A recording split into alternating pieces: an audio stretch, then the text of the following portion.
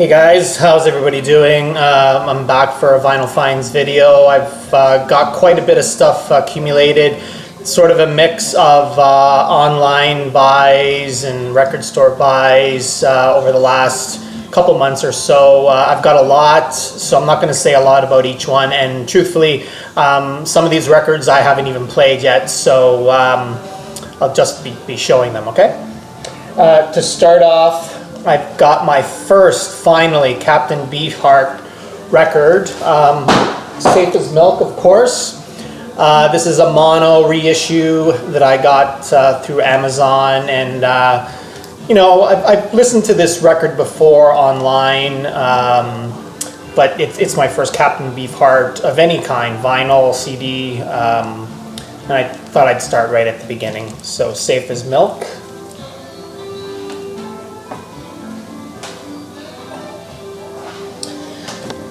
The next one is a Best of Grateful Dead. What is this thing called? What a Long Strange Trip It's Been. So it's a double best of set. I think this was released in '77.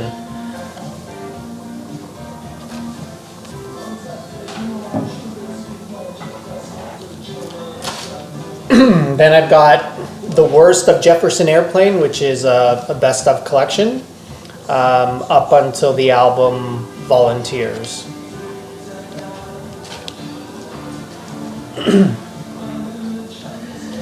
Then I've got a double LP of Mark Bolan and T-Rex. This is called The Words and Music of Mark Bolan, 1947 to 1977, just the years that he was alive. So it has T-Rex, obviously Tyrannosaurus Rex, and I guess the band that he was in before all of that, which is John's Children, I believe. It's a pretty nice double LP comp.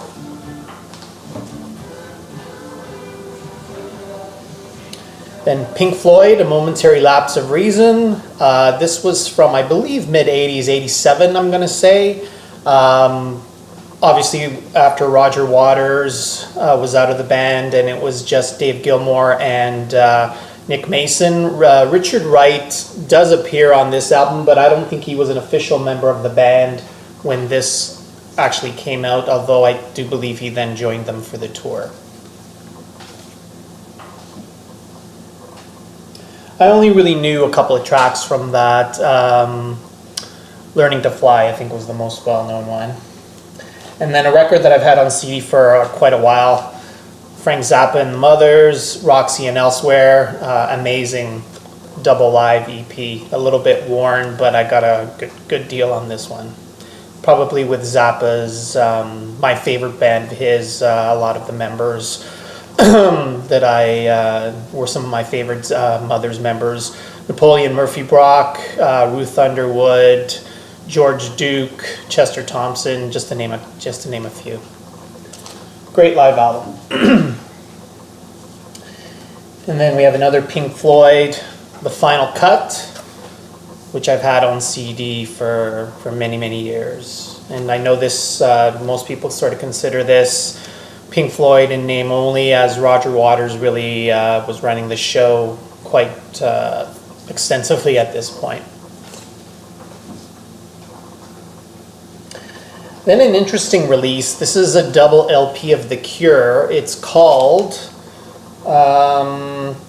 Happily Ever After. But what it is, if you can see the sticker there, or the hype sticker, it's basically two full complete albums of The Cure. 17 Seconds, which I've had on CD for many years, and Faith, which I've never owned before. So really nice price on this one to get these two albums in a sort of I guess a twofer here, even though the cover is an original cover. It's not either one of those two albums.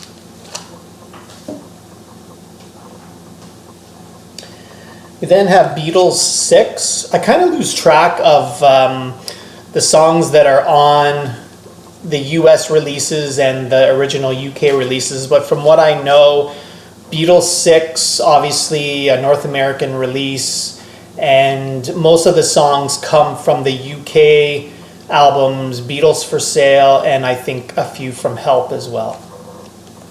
And I didn't have any of those albums on vinyl, so I decided to go for this Beatles 6.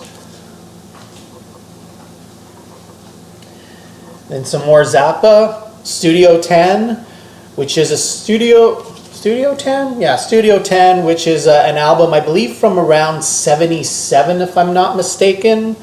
I'd seen this at the record store a few times before, always passed on it, wasn't familiar with any of the songs from it, but then got a really nice price on this one through Discogs and a very clean, nice copy.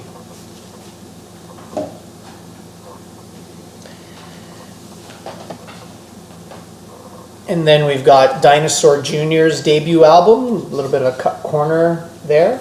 This is with the original lineup of Jay Mascis, Lou Barlow, and Murph. So I haven't spun this one yet, but I'm quite familiar with some of the tracks on this.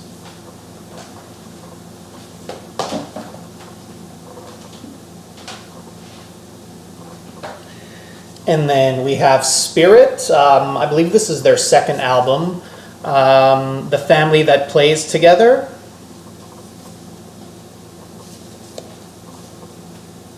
I only had, prior to this, the 12 Dreams of Dr. Sardonicus and a best of, which included, I think, one or two tracks from this album. And the Spirit album that I was really looking for is this album, which you may not recognize the cover. This is Spirit's debut album that has an alternate cover. The original cover has sort of the sections of the faces of the various members from Spirit. This particular one is a double LP, which includes the entire debut album plus some an entire second album of extra tracks. So that's Spirit.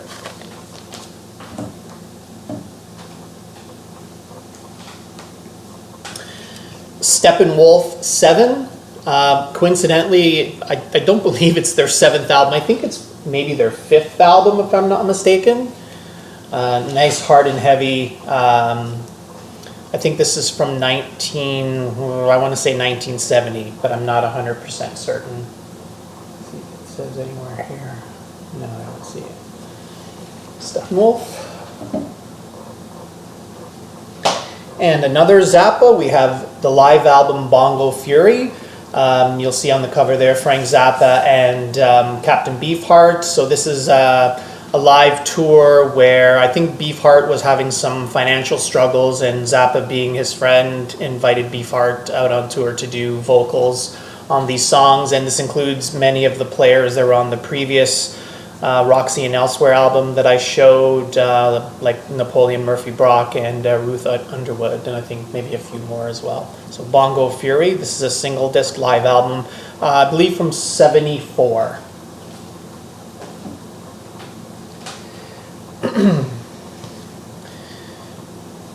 Shocking Blue, psych pop band, I guess this is from 1970 if I'm not mistaken.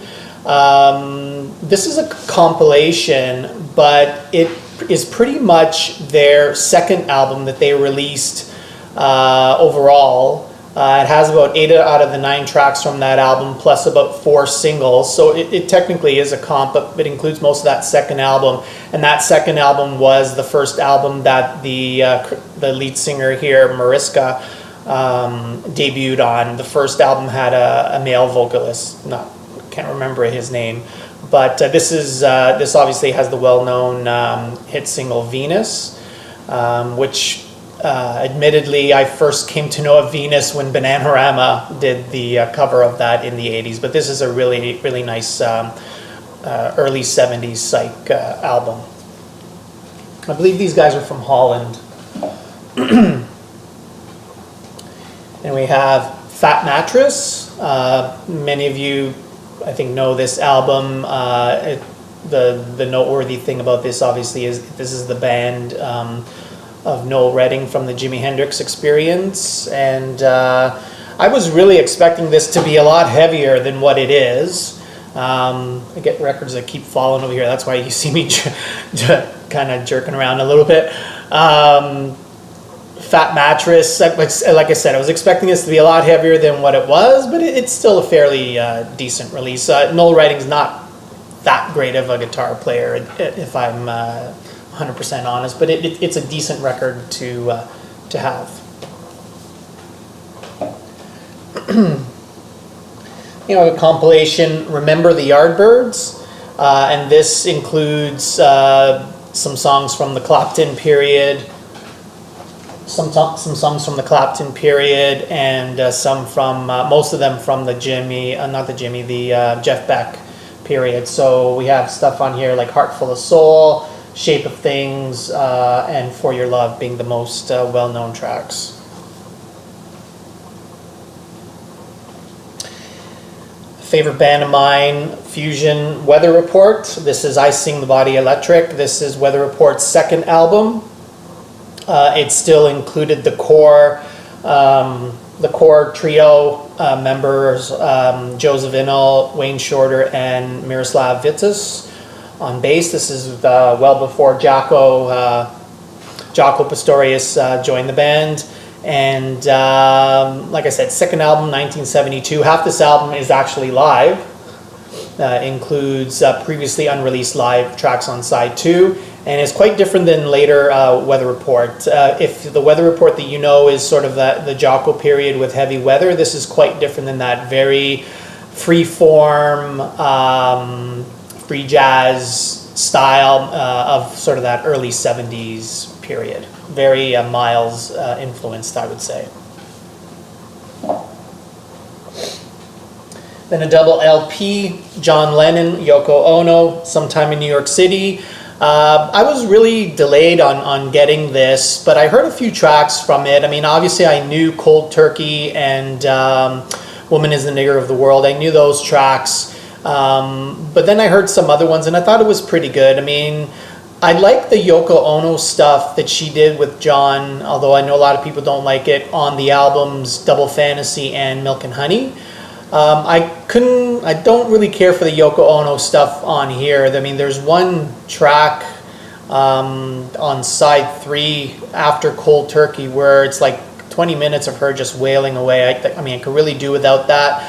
But the Lennon tracks are not bad on this particular album, and I got a really good deal for it. It's a bit beat up, but couldn't pass up. I think I ended up getting this for about $4 or $5, double LP. So for that, it's worth having. Not his best though. Another early 70s hard rock with psychedelic edge. We got Blood Rock. This is a pretty beat up copy, especially side 2. The only song I really knew on this was Gotta Find a Way. But this is pretty nice early 70s hard rock with still a little bit of a psychedelic edge to it. And then a record that I already owned, but I bought mainly to, because the copy that I have actually has the proper front cover, but the wrong back cover. And it's the band Iron Butterfly, Inagata Davida. The cover, the version that I had didn't have this back cover. It actually had the back cover somehow to their first album called Heavy. And that always kind of bugged me. So when I saw this for cheap, I got it just to have the proper covers on it. Great album.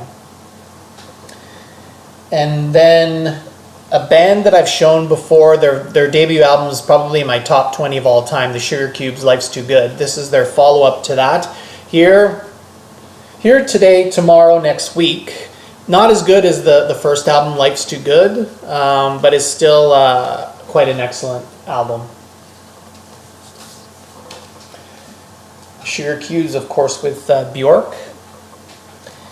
And to add to my Genesis collection, I got And Then There Were Three. So this is the album, as the title suggests, Phil Collins, Mike Rutherford, and Tony Banks. Steve Hackett had just left the band. And I quite like this album. Wasn't very familiar with it other than the song Follow You, Follow Me. But it is excellent.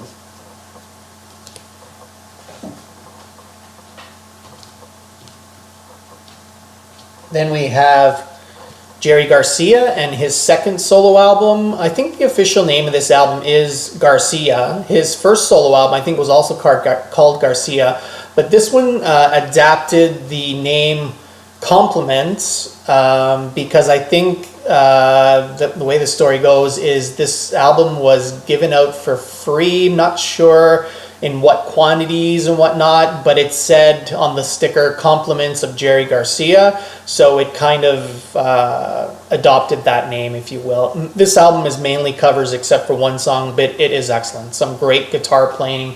The song Russian Lullaby, and there's a cover of the Stones' Let's Spend the Night Together. Jerry's guitar playing on this is great, and there's some really great horns on it as well.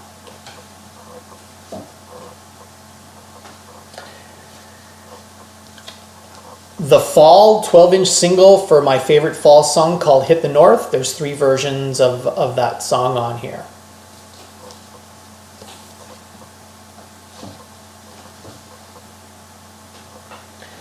And finally, just picked this up this week, we have Morrissey's debut album, Viva Hate.